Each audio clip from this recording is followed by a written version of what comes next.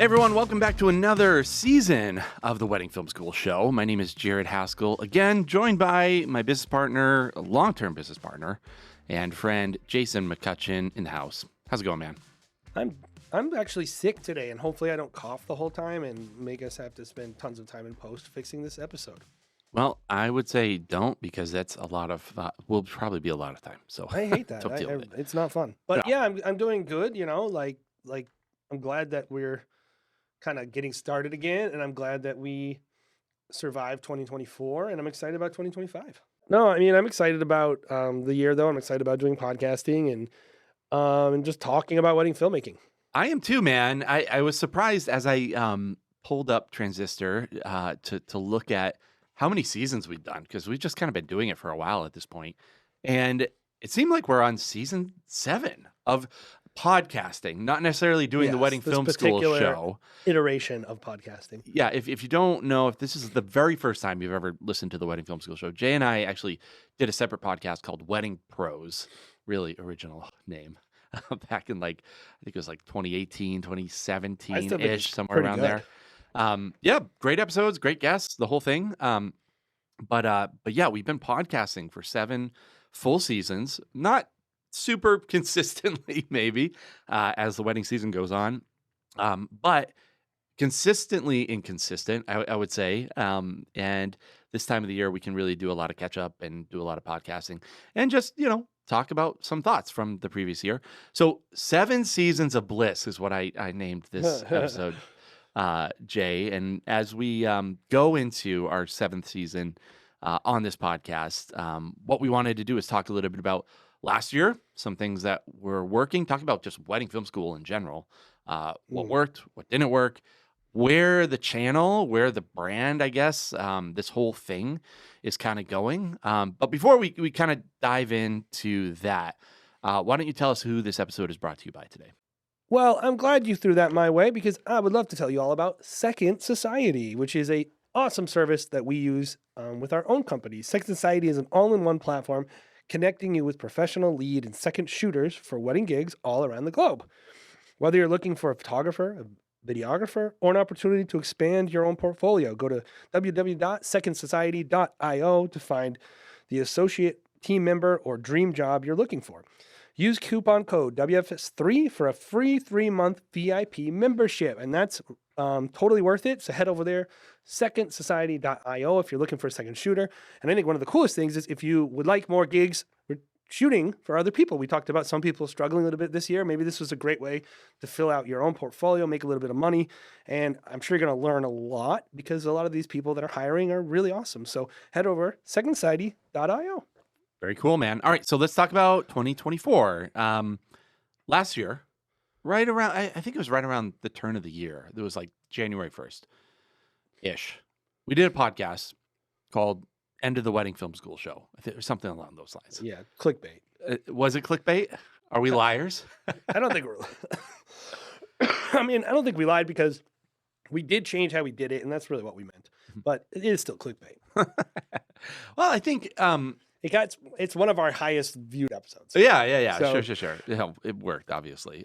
But I do feel like we're always trying to figure out just what is working. Not just like what is working for us, but like what do people actually need to hear? Think the other thing is, like, we run businesses, and like every year we're trying to fire ourselves from doing this. Yeah. Like, I think that's important for you to know. It's like,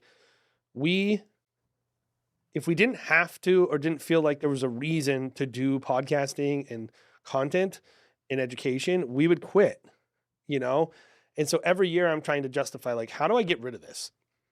Like, can I stop doing it? Like, and I think that's a relevant question everyone should be asking themselves about anything that they're doing, is like, should I be doing this?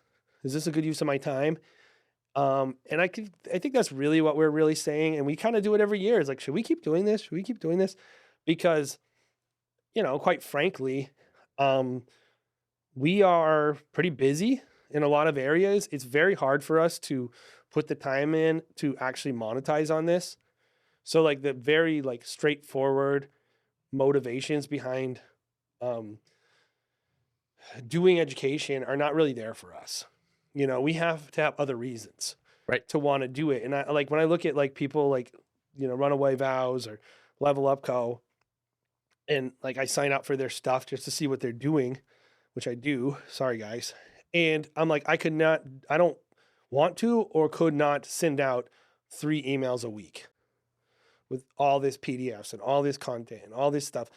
And if that's what it takes, maybe we're not necessarily going to do it, but we still want to do it, right? We want to do it. We think we have a unique voice. And so really what we want to talk about today is, why are we doing this again? And what are we going to do? And probably more specifically is like, why a podcast? Why a right? podcast? Like Why even we have bother? a YouTube channel, we have the large Facebook group, good size Instagram following. Could bring those numbers up a little bit. I think follow us on Instagram, by the way. But why a podcast specifically? I mean, I think for me, I'd love to hear your answer too, actually.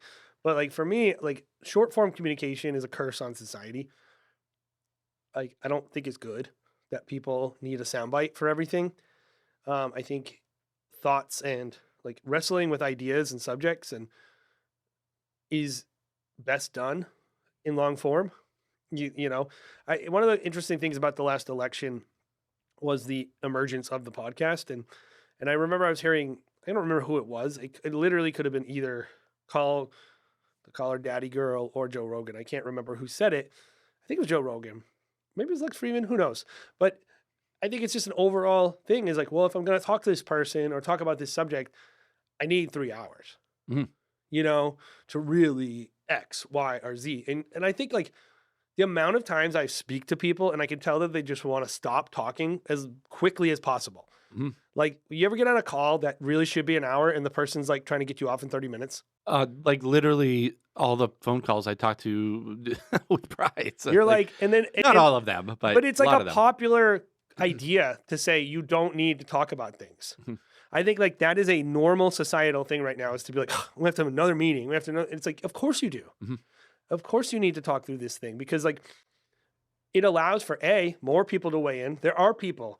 You ever sit in a meeting with someone who needs to talk about it for an hour before they start actually contributing? Yeah. There are people that need to get wound up, right? And so there are ideas that need to be teased and drawn out. Yep. Like there are people who are more shy. Maybe they need to build up confidence. They need to process a little more. Sometimes people will have to walk out of a meeting, think about it, and come and talk to you about it. Yeah. But it's like Well, that's why you have to like repeat yourself a million times to people now Mhm. too. Like if it happens all the time, right? You meet with somebody, could be anybody across the spectrum, like, whatever realm you're in, and you talk to them, you're like, okay, so we're going to do this. You're going to do this. I'm going to do this. It doesn't get done until you follow up with them. Hey, have you talked about this? Hey, have you started your research with this? Hey, you have to like, people won't just do it nowadays. You have to like repeat yourself over and over and over again. If people knew about you and I's relationship, they would see that like literally we're on the phone all the time talking through nuances of our business, like how we can best get the most out of our team, how we can, do the Wedding Film School show in a better way, like where the industry is going. It's pretty hard to just bullet point that, right? So that's the point of a podcast, right? Like that's the gist. Well, yeah, it's the best way to talk about ideas that are complex. And I think for me, podcasting about wedding filmmaking is particularly relevant because the industry is a mess. Right. Like I was telling someone the other day, I'm like, do you know how much big of a difference it makes? And I'm sure you see this more in sales, that all of us call our deliverables different things. Mhm. And I'm not saying that we can fix that and that everyone should call it the same thing. I guess I think they should, but I don't know who would decide what those are. But like the lack of standardization across the board, whether it be how we sell our product, what customers can expect, like photography is not like that. No. The common vocabulary is huge. And I've actually noticed us congeal a little bit. Like we Yeah, really yeah, come yeah. together and people are naming things the same things now. That's a good thing. Like We we've all need come to more a conclusion. Like we need Yep. more conversations where we can all understand each other and figure out how to best move the ball forward as an industry. Customer because understanding. That's we it. wedding filmmakers are not like, here's my thing. If you're a wedding filmmaker, you're a very low status vendor in the wedding industry. And I don't know why that bothers people when I say that, Jared. Like every time I say that to a wedding planner, they always like, no. No. Every other vendor says no, but every videographer is like, yeah, I don't definitely. know. I just don't know why they care. Well, and it's like, clear as day to me.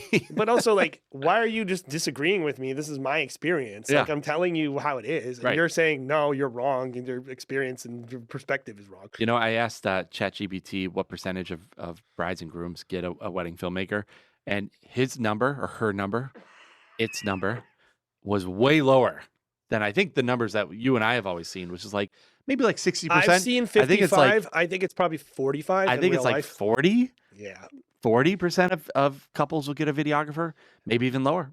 It's so many things. It's like I'm going to engage in a month in April in Tuscany, and there's no wedding filmmakers talking.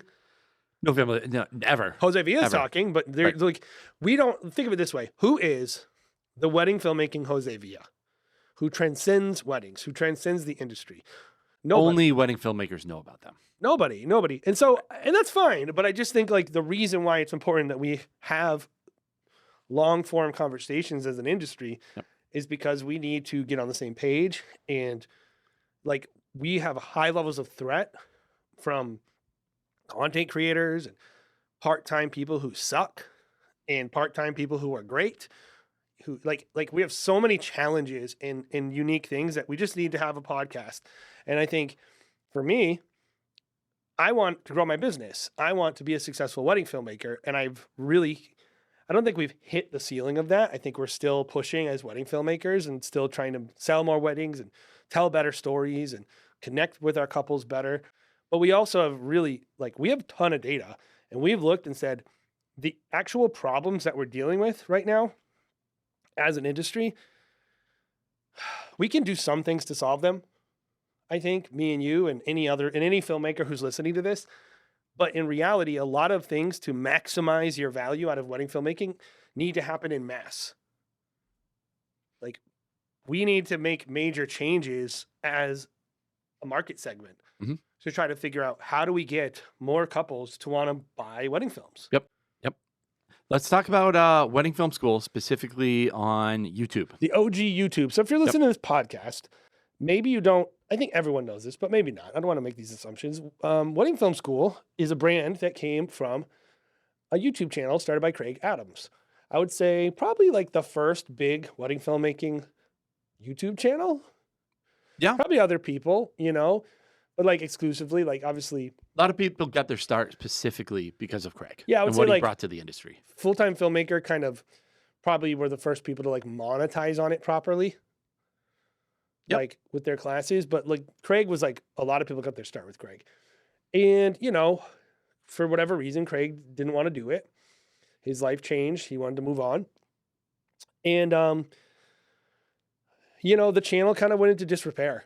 Like when there's so many issues, I don't think we've talked about this fully because when we got involved in the channel, Bobby was like, hey, I just got involved in this channel. I remember that announcement. I was like, oh, that's cool. I love Bobby Burns.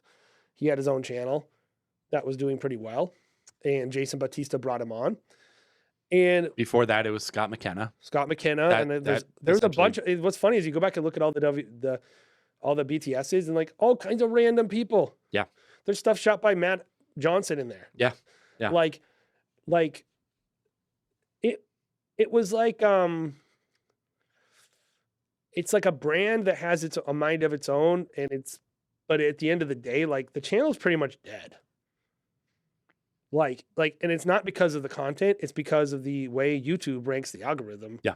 Which is if you don't release stuff for like 4 years and then you do release it and the person sees my face and not Craig Adams' face, they're not going to click. And if YouTube looks and says your own subs don't click on your videos, they're not going to show it to new people. Right.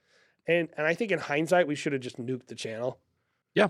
Like Maybe. I know a lot of people don't disagree with that, but it's like, Well, they want to keep up because, Craig has a special place in their heart and they don't watch the films. But if you ask them, like, should we nuke the channel? People are like, no, the record of Craig would be gone. yeah, I mean, I don't care. No offense to Craig. I don't care about Craig Adams one way or the other. Like, I don't hate Craig Adams. Yeah. I don't know anything about him. Right. In all these years, I've watched one of his BTSs. Mm-hmm. Like, I just don't care. And so I think like we were naive is my point. Like when we're just not YouTubers. Like, No, and we're like not. we're not sure. We weren't part of that scene. No, we were just like, what we can bring to the table is unique. We're business partners. We can regularly do a YouTube channel. Like, we can have the editing team. We have all this stuff that we can actually produce on a regular basis, which people that were doing it in the past didn't necessarily have. And people wanted to kind of like use it for their own purposes, push it towards their outsourcing company, whatever it was. They're not even wedding filmmakers. Yeah. And when we came on board, we were like, well, we can do the podcast. And then we could quickly realize like no one was even making content on the channel itself. We're like, we can do this, but not knowing how dead the channel kind of already was. And how YouTube and we've had really... some splashes. We've had some splashes. When we first started, like we did some things, but like we produced some good BTSs. And then it just slowly over time was like, yeah, you guys put together good content, but those are OG subs don't want to see your faces. They didn't sub because people of literally you. That when we first started the channel we'd make content. They'd be like, "Who that? You guys are losers because you're not Craig Adams." Yeah. And I was miss like, Craig. Yeah, it's like, okay. What are you talking about? Like, and it's like everyone's mad that Craig isn't producing wedding content. Daddy Craig and they take it out on our content. Daddy Craig abandoned you. I understand it. I understand that's what people. I don't understand it. No, I would feel the same way. I'd be like, who are these guys? Like, whatever. I'm not the person for that. I have no parasocial relationships. Right. Like, I don't care about influencers. Like, I don't care about any. Like, I would never react to a creator the way that people react to Craig Adams. Yeah. Like, all I care about is like good information. Yep. And I think when we were naive, the biggest thing we were naive about is like, we're very successful. People are going to want to know how to be successful. Mm-hmm. And maybe they do. Like, I'm not saying no one does. It's not been a total failure. Yeah. But it's one of those things where it's like, when we look at how that works, like there's a lot of things I would have done differently, in hindsight, that we just weren't experts on YouTube. We weren't experts on being influencers. Yep. And it's not important to us. Yep. Like, what we care about is making money as wedding filmmakers and using our brand to help everyone do better. Yep. We were not interested in becoming famous or having people know who we are or getting people to think we're like influencers. We just want people to get good information, and we think we're uniquely qualified. So that was our original, like, oh, we're experts. We have merit. And it's just a totally different It's thing. not how it works at all. Totally different thing. And like in hindsight, that was naive. Yep. And we're going to talk about like how we're going to solve that. Sure. And maybe some solutions for that, which we'll get into. We did a bunch of BTSs, which were really fun. It's been fun to work on some product stuff in 2024. If you haven't checked out the channel, I would encourage you to check it out. It's not like we're not doing anything. And it's not like it's all like a total failure. I mean, I think YouTube in general is having a bit of like a identity crisis when it comes to certain types of content. I'm seeing it not just on our channel, but a lot of channels. Yeah, a lot of OG influencers feel like the algorithm is working against them, which I feel like that's just a tale as old as time. Yes. Complain about the algorithm. But, hey, it just means we have to do things differently. Well, I mean, I think a lot of the dead internet theory thing is like, is 10,000 views actually good? Mm-hmm. Is 100,000 views actually not real? Mm-hmm. Like, and I think who knows about that. But anyway, one of the aspects of the show is something that we've also done is Wedding Film School Live. Well, I say we, as in you and Bobby. Wedding Film School Live was our Thursday afternoon live show that you did very consistently almost every single week. Yeah, I'd say we did like 40 of them last year. Right, 40 episodes, and we would critique people's wedding films. Every once in a while, we would critique their brands or their websites. And, you committed to it and stuck it. But also, it doesn't grow the channel. Diminishing return, maybe. It doesn't grow the channel. It's one of the things we struggle with is like we have these paid sponsorships and we want to add value to people, but we just don't have enough people to really make it worth stopping working to just make content for people. And so I love doing it, and I think we'll probably still do it sometimes, but we're definitely not going to do it on a regular basis. We're going to do an aspect of it in some other content moving forward. Because I think, honestly, there's not a single person in the wedding industry who's reviewed as many wedding films as you have. No. Live or otherwise. So you, again, are kind of like uniquely qualified. You and Bobby are uniquely qualified to like speak about that. Not according to the wedding videographers group. Oh, really? You No, suck according to the wedding no. videographers If you group? go to How to Film Weddings or Wedding Videographers group, Yeah. I'm too negative and mean to people, and I'm supposed to just say, "Great Oh. job, little Bucky." Critics Great are cheerleaders, right? Yeah, Isn't that yeah. what You're they're supposed to just be? tell everyone that they're equally good, and that's why you're charging $3,000 and this person's charging 20. But yeah, okay, Yeah. Well, you're just as good as Yeah. this person. well, you are very mean, Jay. Very mean. I just don't like. I don't care. Like if I think the person who's submitting for me to do the film review is trying to actually learn. Right. That's what I think. And if you think that you're submitting for another reason, and this is the fact. If you're submitting to a film competition because you think you're so great and you think it's your coming out party, you're a fool. Like, I am not responsible to make you look good in front of a bunch of other people. Like, I've been like, well, I was really proud of that one. I was like, you shouldn't be. Mm-hmm. Like, why would you be proud of that? Well, it was my best film ever. It's like your best film ever. It's not the best film ever. Right. It's not everyone else's best film ever. I made a film that good, like, my second year of making films. And that doesn't mean it's nothing. Like, for that person, like, growth is important. And and by the way, in reality, if you're listening to this thinking, like, we must be so mean to people, we always ask people, like, how far I in... think you're really nice. Yes. When people submit films, I'm like, ooh. There's been times where I have laughed at people Yeah. because I'm like, I can't believe this person thought other people should watch this. Like, I remember there was one where it was like this, like they did this color grade where they just cranked the saturation, like they did all this like drug acid trip stuff, but they didn't even mean to. And they had like sexy cats in the video and like meowing sound effects. And like, it was... Just to troll you. No, it wasn't trolling. The person, it just didn't know. Yeah. They just didn't know. And so like, I wasn't mean to the person. I just said to them like, you can't sell this. Like this, don't put this on your site. Right. Like if you do, it will destroy your career. Go and shoot with other people until you don't make this. And so we did that stuff on the channel and we still like doing it because we really genuinely want to help people get better.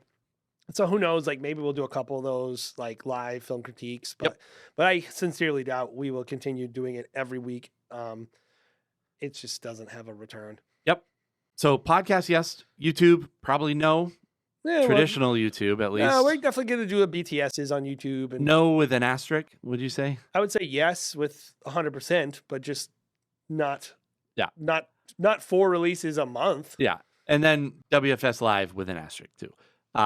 Clarity 2024 and 2025. They're great. Yeah. We'll do another one in 2026. This was just a couple weeks ago in New York City. We've been doing them in February. Just because we wanted people to be in their off season in that regrouping time. But it was a great retreat. We had Lindsay from Le Rev. We had Julia Kentner, Ryan Brown, Forge of the North, Sharon for Fairy Films, like myself, Bobby. It was awesome. 25 people, luxury hotel, really just learning, getting better, connecting, eating caviar, like getting food poisoning. Here's the thing. Yeah. 18 of the 25 people got either norovirus or food poisoning, had to talk to the New York City Health Department. It's just been a real joy. But the actual retreat was awesome. Yeah. It seemed awesome. I was having a baby, so I was not there, but it did seem great. How would you characterize Clarity compared to other maybe like workshops like in the industry? Like what's the difference? Like when we look at doing anything, we're always looking like, what is our unique value proposition with our brand? And, I think when the channel started, I think it was all like, there was nobody teaching people like how to set a slider up. Mm-hmm. And since everything has evolved and the channel kind of went to dormancy, a bunch of people, if you look, like I looked in the group, right? And like a lot of the biggest posters in the Wedding Film School group in the old days were like Matt Johnson, John Bond, like these people. And they went on to fill the gap. After Craig went, they started things that they've gone on to really focus on. Of course, full-time filmmaker. Now we got Runaway Vows. There are a lot of people who are helping people shoot and are hosting styled shoots. We don't need to do that. Personally, I don't want to do it. I don't really think for me it's that interesting. If you enjoy that, great. But we were like, what's different? Because these people are doing it and they're doing a good job already. I think a lot of the people that are out there are serving that part of the market. We know is nobody's really actually investing in like full-time experienced wedding filmmakers, helping them to level up, helping them to, because we all know, like, if you're at that $7,000-$8,000, whatever, like the top of your local market is, that is can be like a ceiling that is impossible to break through for some people. That, like, the amount of people that are stuck in their careers, that are not getting started. It's easy when you're getting started. You make a good film, you charge $1,000 or something, right? The difference between 1,000 and 3,000 in terms of effort and what you need to do for your brand is like nothing. It's like you could literally just change the price and get slightly better at lead generation, and you're selling a $3,000 film. I agree. Yep. But to go from like consistently charging 8 to consistently charging 12 is very hard. Very hard. If you're capping out at 5 and you're having a hard time getting to 8, like that can be hard, whatever your market wants. And we're like, what can we do where those people can have some relationship forming education that's really focused on where they're at with their business? So that was really what Clarity was. It was much more focused on content that was business, wedding industry specific, some storytelling, and like we did talk about like wedding filmmaking, but it was maybe in a more of an abstract way. We didn't talk about cameras. We didn't talk about we didn't shoot at all. Mm-hmm. We ate food together and we talked and we did coaching and we hung out. Yep. I mean, that's probably like a common theme with what kind of we're trying to bring to the table is provide people who are very experienced, who are veterans with resources. Because if you're experienced, you spend thousands of dollars on a workshop where they're going to teach you how to do the camera. It's like you could literally probably be teaching those workshops at that point. So you're right. I think it is for people that are trying to strategically level up past that, mid-tier. Well, and there's market. So many more unique problems in a room like that. If there's 25 people, there's 25 unique problems. If you're in a room of people who are in their first 3 years, there's like 5 problems. Yeah. If there's 100 people, they're probably all like, how do I deliver the films? Right. How do I would just say, but not a lot of people who are going to Clarity we probably wouldn't even let beginners go to it, to be honest. If they reached out. I would take your money. Yeah, but just doesn't really work out that way. Well, I would tell you straight up from the front, it's probably not worth your money. I would say you can't afford it. So that's likely because it's priced that way. Yeah. So it's priced in such a way that if you are not running a real business, it's not going to make sense for you. Mm-hmm. And that's not to exclude you. It's just like, I don't want you to waste your money. Right. Like, that's what I'm saying. I would hate a person to show up and be like, but I don't even know how to turn my camera on. It's like, this isn't going to be the thing for you. So, and it works out. Like, for some reason, the people who I want to go tend to go. Yep. And so we had a lot of fun and it was kind of unique. Yep. So let's move on to 2025, kind of what the future, holds. But before we do, wanted to bring up another sponsor of today's episode, which is Luma Sites. And this is actually really great. This is something that's just got launched recently. Websites for wedding filmmakers, yes. Jay. Yes. You want to talk about it a little bit? Yeah, head over to Luma Sites. They're doing some really, really cool stuff. Custom web design for wedding creatives, as well as show it themes and soon to drop WordPress themes. And, we realize if you're looking at this stuff, that there's a lot of products out there for wedding photographers, but we kind of realized over the years, nobody's really directly targeting wedding filmmakers. And so me and Jared, we've been around wedding for a long time. We've done web design for a very long time. We've done commercial kind of work for a long time. And we're like, how do we combine all our skills into one thing? So if you're looking for a awesome, beautiful show it theme, if you're a photo or video professional, head over to lumasites.com. And we have a whole range of really beautiful show it themes for $2.99. If you enter this code WFS10, you're going to get 10% off your very first purchase. We're real excited. We want people to try these things out, make really beautiful websites. Please tag us on Instagram at Lumicites. And we want people to see what you're making, all the beautiful work. And if you need help, we also have custom design. So if you're just like, hey, I want to buy the theme and I don't want to do the work, we can help you with that too. Very cool. So while we're on the kind of theme of workshops and talking about Clarity 2025, any more going to be coming people's way in 2025? So, I mean, I think me and you are both we don't have it all down, but we're definitely going to be doing something on our property this year. We have a really big studio. You can go check it out on YouTube. We did a studio tour, but we have like a whole stinking auditorium in our building and a lot of things we could do. And so we want to host people. So we're going to be doing something probably in the summer. Yep. Midweek. So stay tuned for that if you want to come and hang out.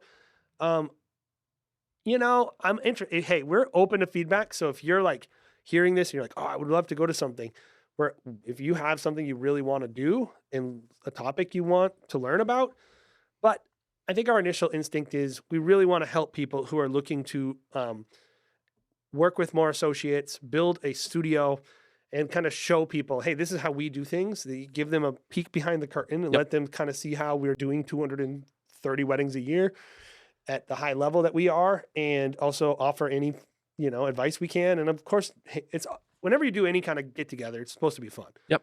So, and at a cheaper price. What do you think we're going to? That's it. That's my biggest thing. I think we're going to do a couple different things. My initial thoughts are, giving people a peek into how we produce, like exactly what you said, the number of films that we're able to do between 3 different companies and they don't scale and they're good. How we train our team a little bit, maybe open the curtain a little bit to see how we do that. But then also just like maybe like a cheaper version of Clarity where we actually have people come and speak. There might be some opportunities there where people maybe locally don't have to do like a full overnight and spend a lot of money on education. They can come in, hang out, and you maybe eat some food and learn along the way. So just a little bit more manageable, accessible version of Clarity would be the idea there. So stay tuned for that. If you guys haven't already, go to our website, weddingfilm.school. We actually have like an email mailer that people can sign up for over there. Find it on the website. You can find out more details when those details are rolled out. And then, find out about all the, upcoming events that Wedding Film School is putting on through that newsletter as well. That's one thing that I really want to become a little bit more consistent with, is giving people resources through email, keeping people in the loop, all that. Don't say that stuff. If you're not going to do it, Jared. I'm going to do it. I already have about 10 of them written out. So yes, we are going to be doing that. So stay tuned. If you're already, on there, stay tuned. It's going to be different. It's going to be the best thing you've ever heard. I don't know. I won't go that far, but I will say I haven't seen it, so I can say that. I will say maybe it's like a top 10 email that you'll receive on any given day. I'll promise that. I think that's fair. Yeah. That's a very low bar, but it's also it's better. Honest. We want to be honest. Yeah. It's an email of the day. It's an email that you're going to get. Yeah. In a day. It is an email that you'll get on a day. And that's what we'll promise. Probably you'll miss it. Yeah. It will probably go to spam, but whatever. Another thing 2025 is going to bring in 2025 is curriculum. I want to do this very badly. And honestly, like, I think the reason we're talking about an episode is it's the thing that people are like always like talking to me about. Yes. And I'm always like, what would be good? But like, what do we need? What does the world need to hear about? And maybe I'm just overthinking it, but I think it's like, it is important to do. Well, I would say there's a very specific reason why we've never done a curriculum. And that's because it would just be regurgitated what everyone else in the industry is doing. Or regurgitated what we already said on the podcast. What we say on the podcast, what we say on what you can find on YouTube. And so you're right. The one thing that people always come up to us and ask us about is like team management, growing a studio, like the things that, again, we are uniquely qualified to talk about. But for us, I mean, honestly, putting together a curriculum, it's going to be a lot of work. I just can't do bad stuff either. Just like can't do bad stuff. But if we do this curriculum, it in a way threatens us also, because if we do it, people will be making 7 figures with their business. I would say fairly turnkey. I would say it's not going to be for everyone. Not everyone wants to run that kind of business. Are you talking about but the team building kind of team material? building curriculum. Yes. Yes. So I would say we are going to limit it because I think it is going to be like super valuable. And also we're going to open up our resources as well. You know, one of the things I that like, we're really good at. this is my way, because I if you don't know this, I was a pastor and still am. Like youth pastor, a lot of different mentorship roles for many, many years. Not only that, I was a high school teacher for 15 years. I've been in a lot of teaching roles in my life. And the way I view teaching is like, I'm responsible for the outcome of the teaching. Like I measure my effectiveness as an educator based on the success of my students. And so I've never felt morally correct about making promises that I didn't think we could keep for people. Because it's like, the way I prefer to educate people is to understand them and then give them advice that is unique to them. Because that's how you actually help people. Like people are not a monolith. Like if you say to like 4 people, like you should do X, Y, and Z, in reality, out of those 4 people, some of them should only do X and some of them should only do Y and some of them should do X, Y, and Z to get their business going or whatever their needs are. And so we wanted to, I think what I like about doing something like that is it lets us, if we focus on a smaller group of people with maybe a more expensive class, maybe a little more in depth, we can actually invest in those people. Yeah. And I think that is how you really help people is like, tell me why, team building, tell me, I'm not going to give it all away, but like, if I say to you, hey, tell me about the organizations that you're a part of where you could get shooters. There might be one person who's attending church and another person who is volunteering at their local YMCA and another person who literally just has a bunch of Discord friends and plays video games all the time. And the advice you give those people is going to vary like wildly based on their life context. Yeah.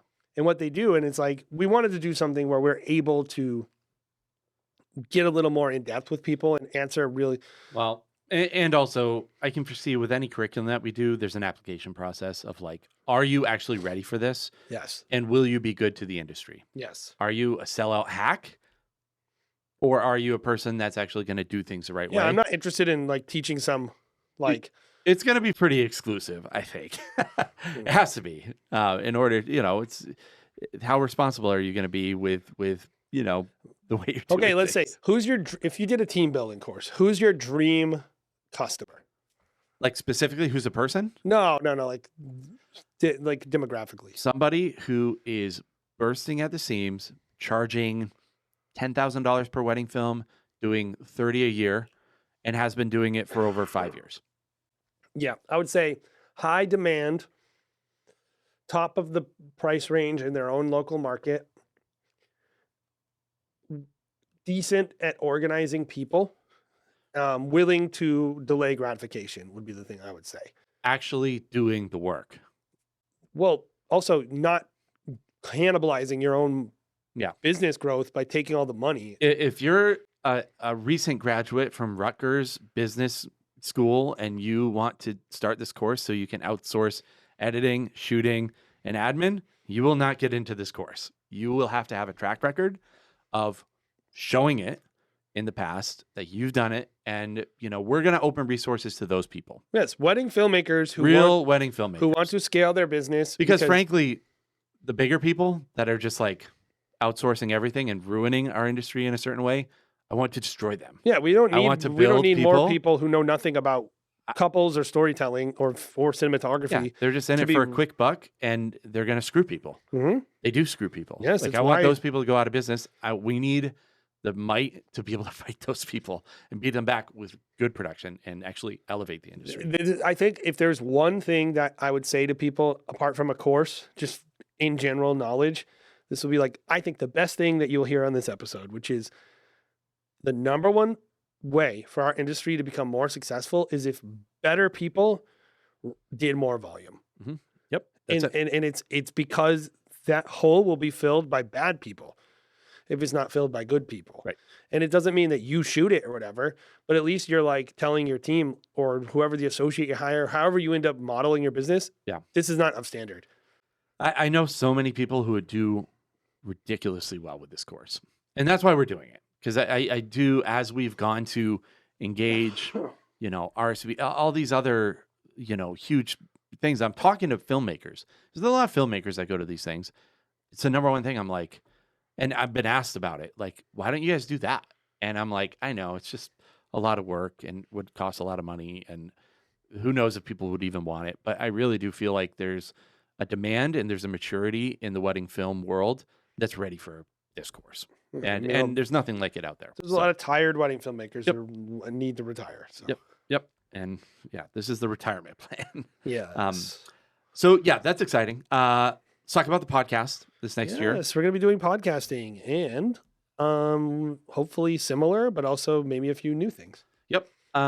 So regular old wedding film content with you and me. There's going to be a lot of topics that we talked about in the past that we might be revisiting a little bit. There's going to be new topics as well. Something I like that we did last year was, brought out to the open was our Ask Me Anything episodes, which I really like those ones. Those ones love actually. Ask Me Anything. I wish more people would give us more questions. Yeah, me too. We don't talk about it every week. We're just weddingfilm.school/AMA. That is where you can submit your Ask Me Anything questions to us. I love those episodes. They actually perform really, really well. And I don't love them just because they perform really well, but I think they're fun. They're kind of like rapid fire and, keep us on our toes. I read them. Jay has never seen them before, so it ends up being a good time. I don't even know where they go. We're going to keep on doing that because I think it's fun.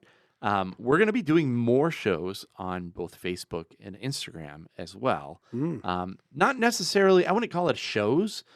Maybe more showings. Well, this is what I'll say. We're experimenting with both. We're experimenting with both because we love Instagram. We have a huge Facebook group. I think with Instagram, we're really seeing our Instagram channel, the Wedding Film School Show, as our kind of like immediate reaction place where we can just hop on together and quickly talk about topics that pop up. Half an hour, 45 minutes here and there, nothing scripted, just kind of off the cuff. Because this show isn't already enough off the cuff. Hey, we do have like some notes. Yeah, we do. We have an outline usually on these episodes. The other thing, the Facebook group. Facebook group is interesting because I always have thought like it really belongs to the community in a lot of ways. Like people, we don't have an agenda there. It's just. I would like to have an agenda there. It's cheaper to market. But, sure. But it doesn't work. Yeah, Facebook doesn't like when you People say, don't like hey, it. come Facebook to the doesn't thing like that it. we're hosting. They're like, how dare you It post to your always group. makes me laugh so much when people get so mad with an "at everyone" post. I'm always like, come on, like this guy does like 4 at everyone's this year. He's like has his group. They're doing all this. Let them tell you about one thing a year. Yeah. And if you're in the group, like there are other groups that are, I would say, more publicly owned, more of a public domain, like a Reddit space or something. Wedding videographers. That's one that I'm regularly on. I love that group. Everyone's on that group. Wedding Film School is kind of a specific crowd. That's our brand and is our, it's Wedding Film School. So, maybe more everything at everyone tags this year coming your way. I definitely want to do more of those. Yeah. I got to get something out of this. Yeah. But we want to do some shows on Facebook. Yeah. We want to add value post too. To the group and, have actual scheduled events and make it a little bit more, make everything work together a little bit more, which we've been trying to do. It's just a matter of like, how do you really do that in a productive way? So, another thing that we're doing, and we're kind of circling back to YouTube on this one, Wedding Film School 101. Maybe you can talk a little bit about what that looks like. We've been teasing this for a while, and we just didn't have time to do it, but now we've done it. and we're actually finishing the content. So in order to try to actually succeed on YouTube, we said, let's start a new channel. We're going to focus on the wider audience, which is really where we want to put our, if you're listening to this and you're a newer filmmaker, we think it's going to be a better place, better content directly for you. You know, how to make edits. Like one of the first ones I'm working on is a series called Editing Your First Wedding Film. And we're just going to be helping people with the steps, some technical, you know, but, you know, we're trying to keep it pretty straightforward for people. And just like very simple content for people who are trying to get started or learn a very specific thing about wedding filmmaking. So Bobby and I have some content that's done, some that's in the hopper. Our goal is, if we're doing YouTube, we're primarily publishing on that channel, with the exception of keeping our our BTSs and maybe our product stuff. We'll keep on the old channel, and this more new tutorials and things like that we'll be doing on that channel. Very cool. That sounds really exciting, actually. Excited to see. You know, I've always felt, again, we cater to a lot of very experienced professionals in the wedding film school space or the wedding film space. This is really geared towards newbies, and we do want to expand into like helping new people, because YouTube is a great place for that. Well, I mean, like if someone's trained correctly and they Right. start from with good investment, they'll be a better, even if they're not professional, but whatever, they'll be a better filmmaker, which is better for all of us. Yep. And then the last thing, the thing that I'm really excited about, wedding competition, wedding film competition. You're just and putting that out there. best of list. Yeah, we're gonna do it. All right. We're doing it. We've been talking about it I know. for We're gonna 5 do it. years. It's 5 good. years. There's going to be some collaborations here. There's going to be. This is my whole thing. This is why we want to do something like this. All the other ones really suck, dude. Yeah. They're terrible. Here's my thing. I'm going to just say it. Like I judged at WPPI, and I don't have anything against the people at WPPI, but they don't know anything about wedding filmmaking. Right. They don't care about wedding filmmaking just as a culture. And they don't really have the format. So that was an issue. I think Love Even Stories- other ones. Love Yeah. Story TV is a scam. Like they're just making money off wedding filmmakers. Like think of it this way. So they can make money off of a dress company sponsor or whatever. Like, Yeah, it's and they not have their other nobody, and like shows. the people judging it are just like social media influencers. Right. Like, and some filmmakers too. And so like there's My problem with them is that there's absolutely zero celebration of wedding filmmakers. If you look at the content that they produce, it's always wedding planners. It's never wedding filmmakers. On Love Stories TV, they're a wedding film. they're using wedding filmmakers the same way everyone does, which is just show my stuff, please. Show my stuff. So Show I this can location. really Sell steal your content dresses. and sell it to advertisers. Yeah, sell Like- dresses or sell suits or sell bookings at the Four Seasons or things that like really have nothing to do with like I'm an expert in They're the field. an ad agency, and Yeah. I don't hate them, personally or anything. It it's doesn't just really add much to wedding filmmaking. A wedding as a film culture. competition that is not done by wedding filmmakers, to me, is a scam. Like, it's just they want the information, they want access to everyone's work. I don't think anyone should submit to them, personally.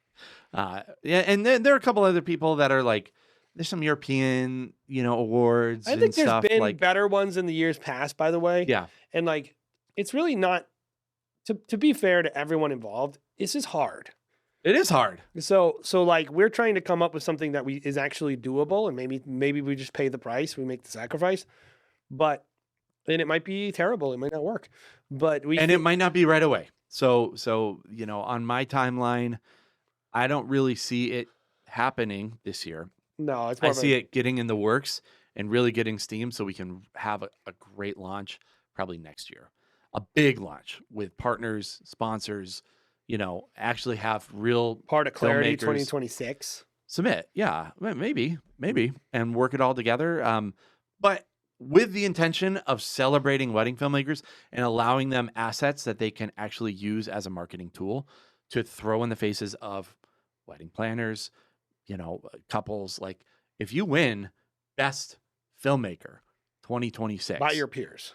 by your peers, and there's actual authority behind a competition, that is peers and also non-peers, people that are in other parts of the industry. I would love to have wedding planners and wedding photographers judge Well, as they're well. peers, Yeah, different peers, but but peers. also, editors that are editing in Hollywood that aren't even associated with wedding films. Like, you need some sort of standardization.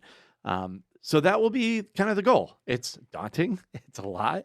But that is a huge goal for us this year as well, is starting to put together something serious. And, I would love people's feedback on that, by the I'm a way. big believer in tastemakers. Yes. Because I come from the art world, punk, hardcore scene, just weird stuff that is niche, right? And I was always growing up like, who's cool? Who's the cool person? Not like who's quote unquote the best, but whoever the best is who the coolest is. Like, it's not like you never like hear people. There's two types of people. My mother wants to listen to music where they're the best singer. And so she will listen, whatever the harmonies are tight, that's the good music. And I'm like, this is boring though. I don't want to hear this. It's just good singing. Who cares about good singing? I want like something cool, a cool story. Like, I mean, I care about the skill of the performer, but like, I think if you really love something, that like there's a type of art that's bigger than the sum of its parts, where you're just like, that's cool. I don't know, like, but only people who really are in the upper echelon really have the qualifications to actually discern what is really, and I know this, some people do disagree with me on this, but this is my perspective, is like people who are like elite, great artists are that way because they have the best taste. Not because they're the best at holding their cameras a certain way, or it's like their taste is the best. And so I think for me, when I look at a film competition, one of the things I always struggled with WPPI is like, there's this big emphasis on like not making mistakes. It's like exposing your camera and doing all these things. And I'm like, that's like standard though. Like, why are you even in a competition if you can't expose your camera? Like, I'm not going to give you credit for doing something that like a couple shouldn't be paying you money for if you do it. Right? Like, if you can't expose your camera properly, like, you shouldn't be getting paid. I just think with a photo competition, there's literally so many, there's a lot less to judge on. So that's why they judge on something like exposure, because it's like, what else are you going to judge on? Like, how it makes you feel. Like, well, I think they do judge on how they that. make like the emotional impact. And that is what art is judged by. Yeah, but they're technical. They're like, what type of paper are you using? And like, Sure. stuff to me that's like super boring and like 90s photographer stuff. I'm like, who cares? Like, no one's printing. Like, no, it's about like, to me, modern wedding art is all about vibe. Mm-hmm. It's all about like, and the people that can catch the vibe are the people who should be making these kind of decisions for the industry. People who get it, who are like, that's special. Yeah. That's unique. Like, I remember I would see all this work and it was clearly a rip-off Sculpting with Time. Like, all the same shots, all the same cuts, all the same, like, boom, boom, music, whatever Alex was doing at the time. And I remember judging it and I was like, this film is technically correct, but it's derivative. Like, I know what this is. I'm watching this and I'm like, dude, you're literally using the exact same song. Yeah. Now, is it bad film? No. Client was probably thrilled. Client's thrilled. The person did a good job. Charge a lot of money for it. I have nothing bad to say about that film, but it's not special. It's just the same. It's not special. And I think really what we're trying to do is say, what makes a wedding film special? Mm. What makes you stand out? And like, there's a reason why, like, you watch, A Little Long Distance or something like that. It's technically not very impressive. Yeah. But it's special. And that should have an award attached to it. Yes. It's like that person should be able to compete based on. There's just so many different things to celebrate in the wedding film industry right now. So it's like finding ways to point that out and celebrate specific types of people in our industry and elevate them so that everyone can be making more money and just, marketing in a very niche kind of specific way.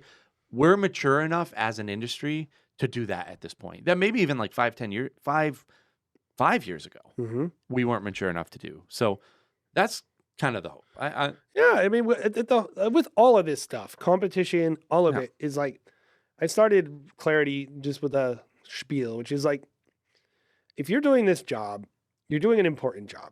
Like you're communicating the human experience at like if you think about your life and you think about like 5 of your most important days, if you're married, it's gonna be your marriage. It's gonna be in your list of like flagpole moments. Mhm.